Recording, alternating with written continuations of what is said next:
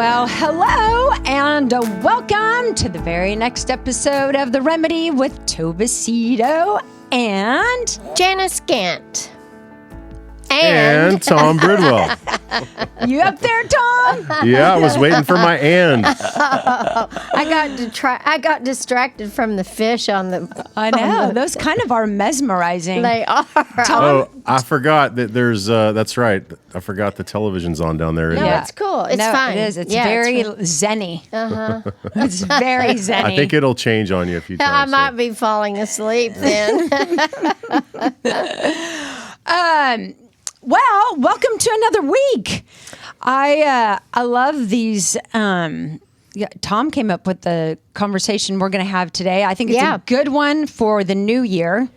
I think New Year's can bring about excitement, but also maybe a little bit of pressure and anxiety that hopefully you're going to do things better this year than you did last year. No. I'm not. I don't care. That's amazing. Well, I'm sure. Maybe. I'm sure a lot of Maybe. people are hoping that they could not care too. In Psychology Today, Tom found this great article called "A Proven Trick to Quiet Anxiety Quickly." Well, I think a lot of people would love to learn how to do that. Yep. It says anxiety can feel like a relentless storm, leaving you powerless and stuck in a whirlwind of worry. What if there was a straightforward trick to shift your perspective and quiet the noise? It's not magic. It's a mindset shift rooted in mindfulness and cognitive behavior therapy. This trick is called naming the fear, and it works across all ages and all situations. By naming the fear, you externalize it, giving you the space to assess, challenge, and shrink it. Here's how it works in action. So I know you have to counsel a ton of people who really struggle with anxiety. Yeah. And anxiety is, that's fear-based. Mm-hmm. And if like the worry, so if you do struggle with anxiety, one of the things that is really helpful is to be able to say, okay, what am I anxious about? Because it's a fear-based, a false experience appearing real, that acronym for fear. And so once you can figure out what it is that's underlying the anxiety, and it really, really helps. But another thing that is so important is naming the emotions around the anxiety, because sometimes people get anxiety if they feel sad or if they feel angry. They may have some anxiety around that. Mm-hmm. So if you don't, there are basically 8 basic fears. And if you Google that, you'll see a lot of things that'll come up with that, because being able to identify the emotion that is creating the anxiety. So it might be fear, it could be angry, it could be sadness, it could be just all sorts of things that are going on, but they can be globbed together pretty easily. If you can identify that, then that will help to dissipate the anxiety, because anxiety is pretty much a fear-based emotion, and it's what happens in our body. Yeah. I know that if I'm anxious, it's always right in the very pit of my stomach, and Me then too. and it could be, like I'm having this little shoulder surgery on Friday, so I can start thinking about that and start to feel some anxiety, not so much because of I'm afraid I'm going to die on the operating table or anything like that.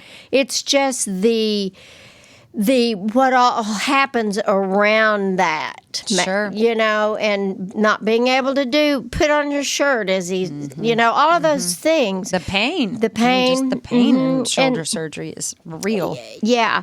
And so if you can really befriend the anxiety by understanding where it came from and where can it go, you know, so that if you are feeling sad or you're worried about, you know, when your kids go back to college, or you might be having a dance party.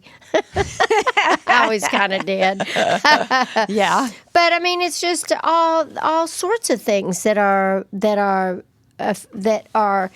underneath that umbrella of anxiety.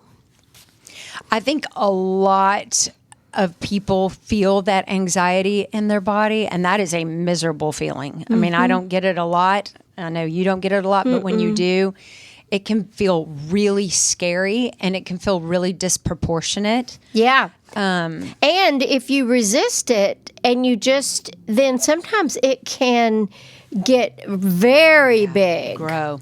It can grow. It can become something that is people have to, I mean, they'll have so much anxiety about it that people go to the hospital sometimes because they think they're dying. They think they're having a heart attack because the body will, you know, absorb that and then. Body keeps score. It really does. So. Well, I know so I like this topic. Yeah, me too. For that reason, because, you know, if things are feeling big and then getting bigger because we're resisting what's happening, how do we dissipate that? How do we move in a different direction to fight the anxiety versus and conquer the anxiety versus just living with the anxiety? Well, I think what you want to do with it is you want to pull it up like a weed and examine the roots of the anxiety. Where is this, you know, from where is this coming? What's the basic in the root of that? Then whatever we feel, we can heal. Yeah. So that if it's like, oh gosh, I'm just worried about my kids going away to school or something like that. So I'm having anxiety about it. Well, what is that? What's the root of that? And then when you can examine the root, then you can take steps to dissipate that anxiety. Oh, that's, I've done it 3 times before, you know, so really there's nothing to be afraid of that. So whatever you resist is going to persist in your body. And, you know, people can really become addicted to their anxiety. Ugh. I know. It's just terrible. It's hard to imagine that people would become addicted to that. Well, because they don't know what to do with it. Yeah. You know, and sometimes you need medicine. Yeah. And that's okay. And that is so okay. Yeah. Okay, so Tom, Yep. this article gives us 3 different examples on what is this trick to quiet the anxiety and how do we do it quickly? So there's 3 different examples. So why don't you start with the first one? This one is from the perspective of an 8-year-old named Liam. Liam dreaded bedtime. Every creak of the house sent his imagination spiraling into fear of monsters under his bed. His parents tried soothing him, but anxiety persisted. One night, his mom asked, "Liam, what's the monster's name?" "Shadow," he whispered. "Okay," she said, "let's write Shadow a note, and we'll tell him that you need rest tonight and that he has to go outside." And so Liam scribbled a quick note and placed it by his bed. Naming and addressing his fear made it less abstract and more manageable. Over time, Liam's anxiety lessened and bedtime became easier. I really like that. That's a great one. I think that's something that adults can do too. Yeah. You know, because again, it is a false experience appearing real. So when you go to the facts about it and the reality around it, that will really help that to dissipate. Yeah. You know, so I think this is a great thing for kids because kids are going to be, when they're young, they do have some fear. Absolutely. And I like that they're giving the child's fear credibility. Yeah. Because I remember, I think it was you one time, I was telling you something that Anna Prin was upset about. And she was like 11 or something. And I was like, it's just ridiculous. And you said to me something along the lines of, well, it's not ridiculous because it was real for her. It's very real. And so me dismissing her anxiety around whatever was going on, that doesn't help. It doesn't help when a mom says, you don't need to worry about that. That's ridiculous. Like, why are you stressed about that? That's actually not helpful. No, no, because you are resisting the reality of what's going on in their bodies.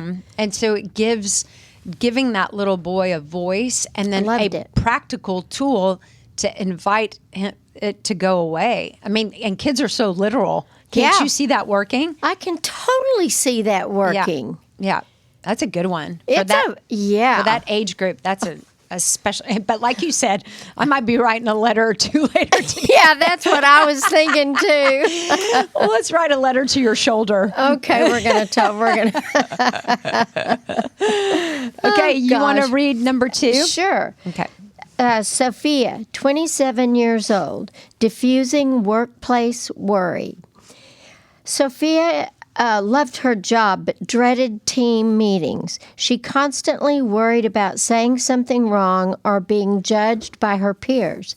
The anxiety would hit her most brutally the night before, making sleep impossible.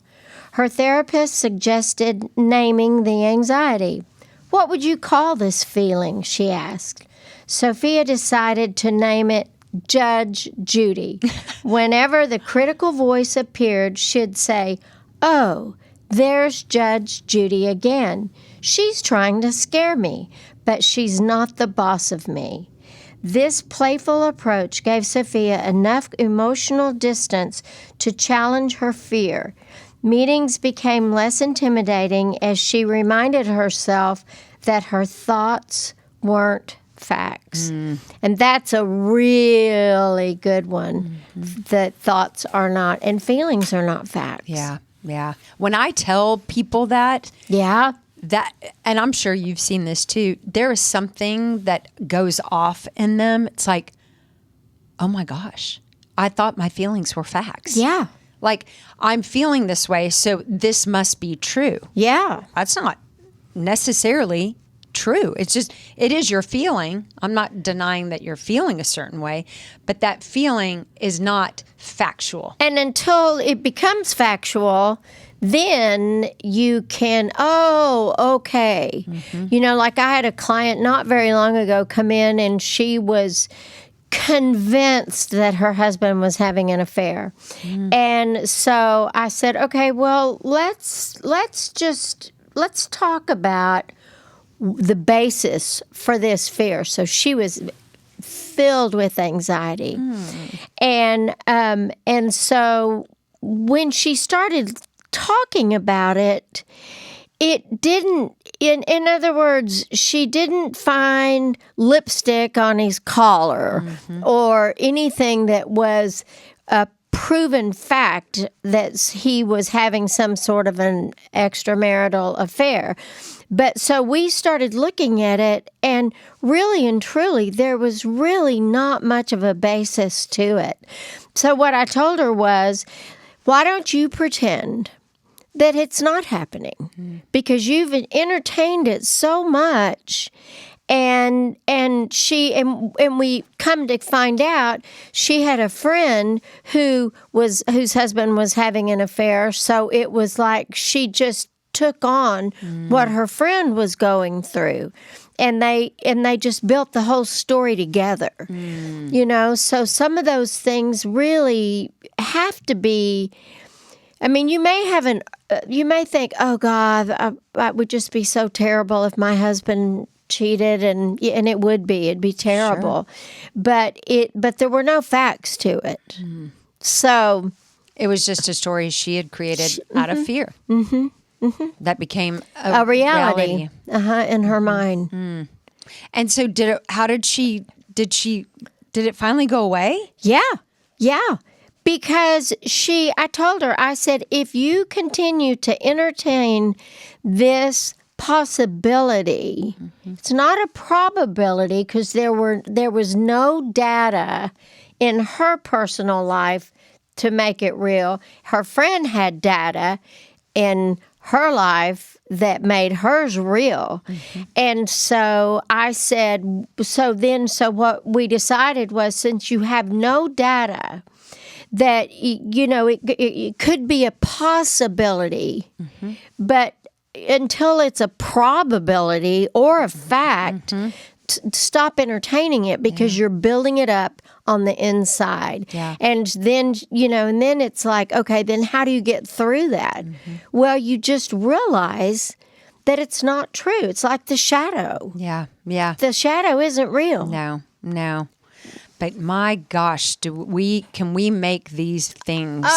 Oh, go to town. Yeah. God, Yeah. I just can't even imagine if I started to make that up about Craig, what that would do to me. I mean, you can talk yourself kind of into anything. Yeah. I mean, you really can. Yeah, you can. So I think that's a good one, because I do think people create stories, they and narratives do. that just are not true. Yeah, they'll come in and they'll say, well, I blah, blah, blah. And I'm like, okay, that's not, you didn't see them together. You didn't, people will take the tiniest thing and make it into that monster if you're not very careful about it.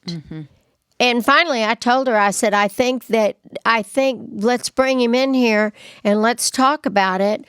And she wouldn't do it. She said, no. I don't think he's doing it. And I think that she had such an attachment to her fear. And then she didn't want for us to talk to him about it, because I think it was that she was just really afraid of the possibility that it was real.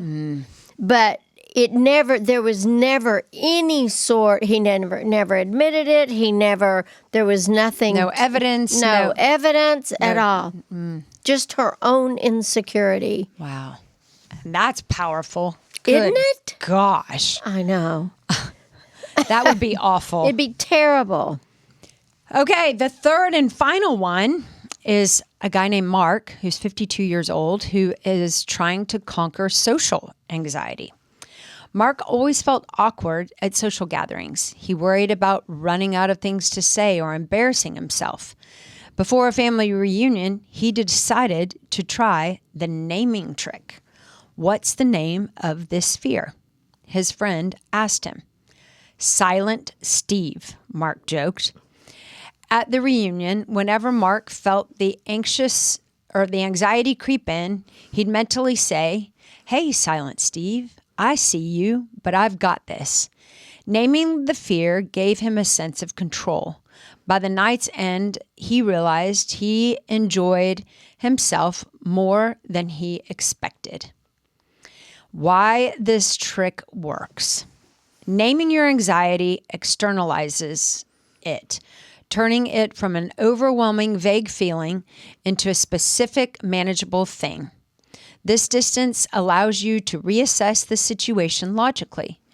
Research in CBT, cognitive behavior therapy, shows that labeling emotions reduces their intensity and strengthens emotional regulation. Yeah. Labeling emotions reduces their intensity and strengthens emotional regulation. That's really good. What you feel, you can heal. And you got to figure out what it is. Happy, sad, scared, angry. Why do you think people have social anxiety? Is that just I think that it's learned, or is that I think it's something we're born with? No. I think that it has to do with environmental effects, like maybe somebody that was bullied in school or somebody whose parents had anxiety. A lot of times if parents have this really overwhelming anxiety, the kids will have it because they'll absorb it. They will learn. Kids learn how to deal with their feelings by watching and listening to their parents primarily, and so the behavior associated with any emotion is only that. It's just an association that we label it with whatever's going on in our gut, or in our body. Yeah. It's so unbelievable to me, and I'm sure you see it too, how generational stuff can be. How generational anxiety can be, how generational people pleasing can be, how generational this false experience appearing real, the stories you tell yourself, the insecure, the social anxiety. I mean, if you've ever, and I know you have, but if you've ever counseled like a mom and then the daughter or the it's like you see it coming down. I mean, it's like, it's so predictable. Yeah. I mean, it's really predictable. Yeah. And so I think that that's a really important thing to like understanding where it came from, and then like it doesn't have to be the truth. No, it's not a condition. In other words, it's not like your vision is gone or your hearing is it is impaired. It is something that we create in our body for the most part. I mean, if you have ever been in a plane that almost went down or whatever, that you're going to be scared to death to get on an airplane. Well, there you go. That's the association. So we have this association with stuff. When I was growing up, my dad, they grew up in West Texas, and they were all ranchers, and they were just cowboys and tough guys, and they would tease me and my sister just endlessly.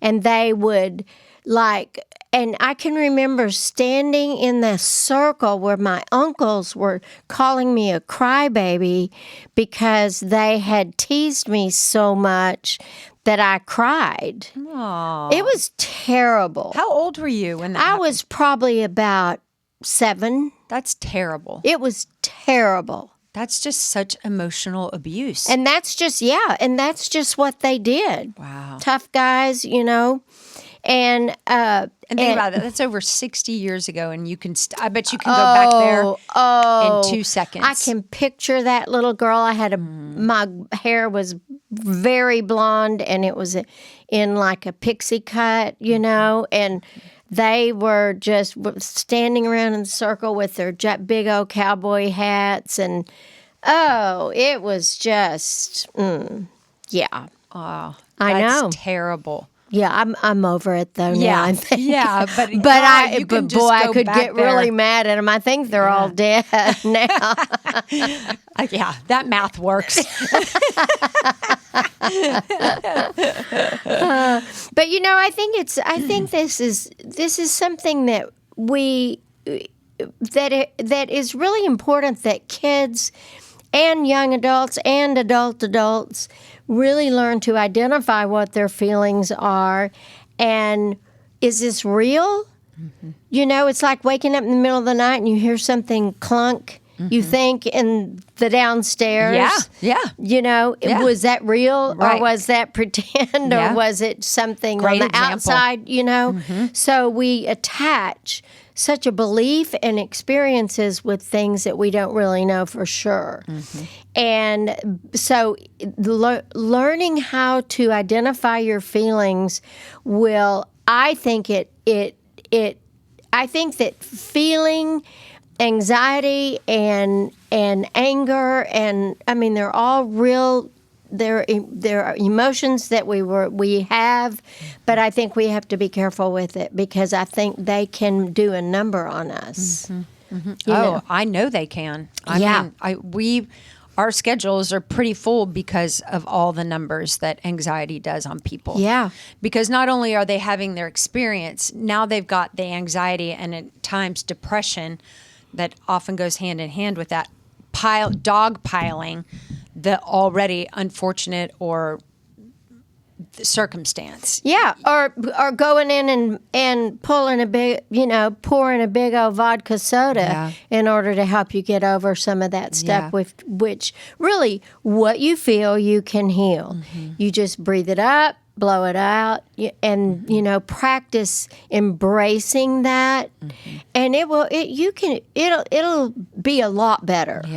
Yeah, even people talking about it. Yes, that's exactly right. Makes a huge difference. Huge difference. And it's like it just takes some of that air out of the balloon by talking about it with somebody. Yeah. That's why we all need girlfriends, especially. Yeah, we do. Golf buddies. Yeah, we do. Ew. And I tell Buddy, my dog, everything. Oh, that's adorable. He says okay.